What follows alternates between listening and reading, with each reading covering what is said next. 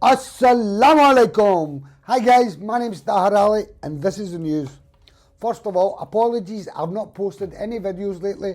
I've just been busy with other projects and time was just not there for me. Looking at the fast changing developments in Pakistan and around Imran Khan, I had to put things aside and inform you. Over the last 8 months, there have been almost 90 registered cases against Imran Khan. Every day there is a court date somewhere in Pakistan. Every day, new bail application, a court appearance. His lawyers working round the clock, making many appearances on his behalf around the country, and on most of them, the judges asking for Imran Khan to appear in person. Many of these requests are smoke screens where it has been said that Imran Khan would be arrested, could be arrested. Imran has obliged the judges. He has left his home and attended the court. Nothing that a video link could not conclude the matter, but no, in person is what they want. Mr. Khan's supporters all rallying by his side in the thousands, providing extra security, overtake the court and he makes his appearance. Even with his injured leg, which the doctors have told him to rest as it is not healed properly.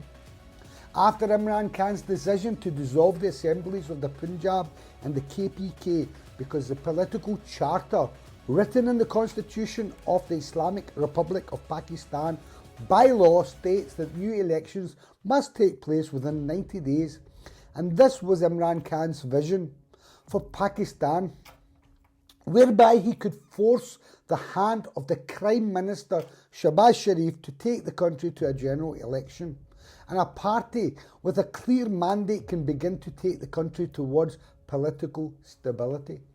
Believing this, Imran decided to keep Zaman Park, his family home in Lahore, as his party head office and personal residence, where he could also recover from the gunshot wound to his legs from the assassination attempt last year on November the 3rd. Yes. After many crucial meetings with the state representatives and also his bitter rival politicians and the very, very dubious election commissioner, a date could not be agreed. So the matter was taken to Supreme Court of Pakistan, where the judges forced the imported government to follow the constitution, and a date was announced. 30th of April 2023 was agreed and announced to the country. This gave the different parties almost 50 days in which to campaign for votes around the various constituencies in the two states. PTI, Imran Khan's party, also got busy in starting their campaign in accordance with the campaign rules.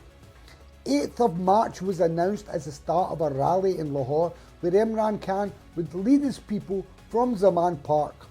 The authorities were given legal notice of the date, the time, the route, and on the 7th of March it was agreed the night before with the police chief and the authorities and other authorities in Lahore. It was agreed.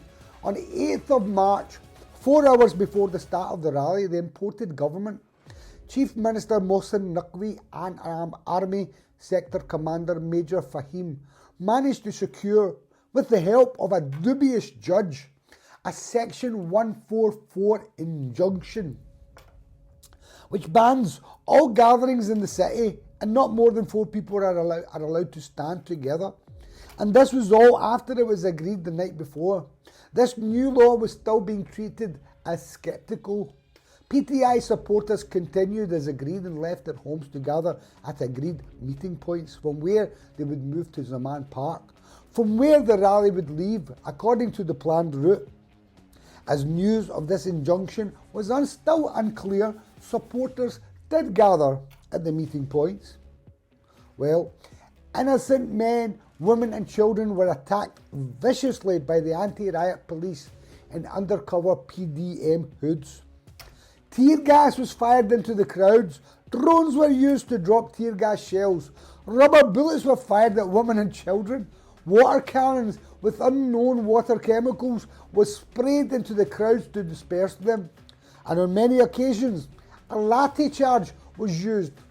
This is where officers in full riot gear will run towards the crowd, carrying 4-foot wooden sticks and strike innocent fellow human beings, regardless of gender.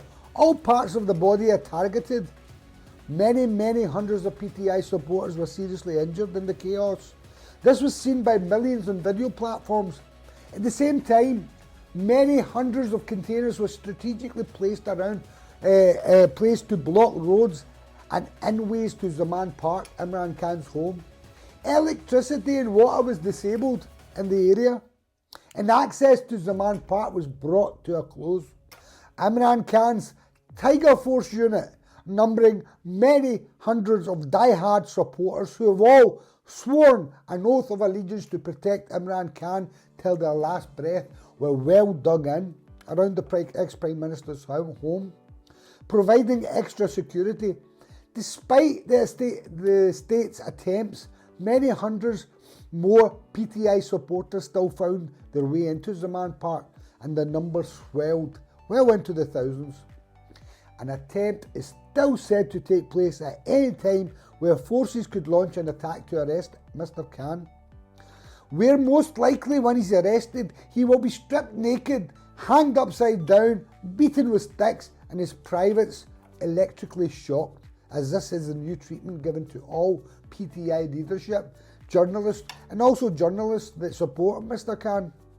The imported government knows that this will not silence Imran Khan, and ultimately he will be killed, because the current government know that they have no chance to defeat his party in the elections.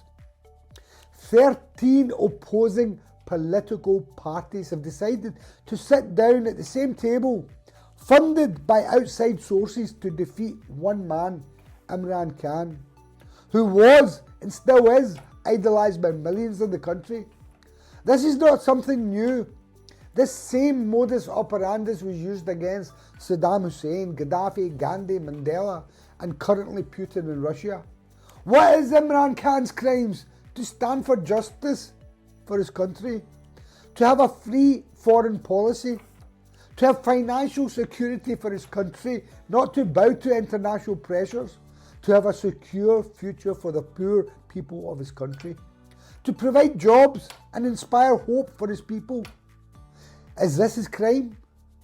Many supporters were arrested, and the whereabouts of hundreds is still unknown. And if this was not enough, a video was seen in which a 40-year-old man who had learning difficulties was also picked up by the police and beaten by at least 10 senior officers of the police. This video is available on YouTube. I seen it.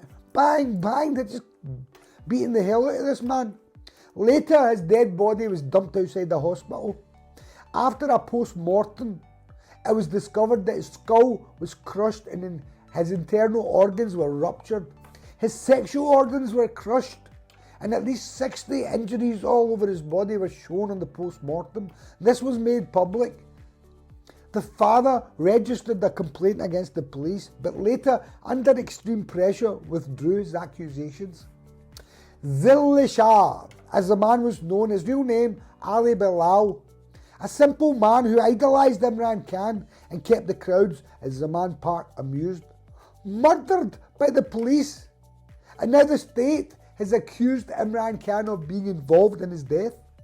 You're having a laugh? These people can't be serious. No way. But yes way, they have. Enraged by this death, a few hours ago, Imran Khan has made a public statement where he has called out the real killers and said that Ali Bilal's death will be investigated and avenged. Called on the justice system to launch an independent inquiry. And in anger, Imran Khan has also said that tomorrow at 2 p.m, which is Sunday, March the 12th, Pakistan time 2 p.m, in protest at Ali Bilal's death, he will rally across the city. He will lead at the head of a protest march and called on every PTI supporter to head to his home for that time, 2 p.m. tomorrow. I'll keep you guys posted with the developments tomorrow. Thanks for watching.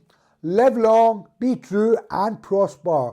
Assalamu alaikum wa rahmatullah wa barakatuhu.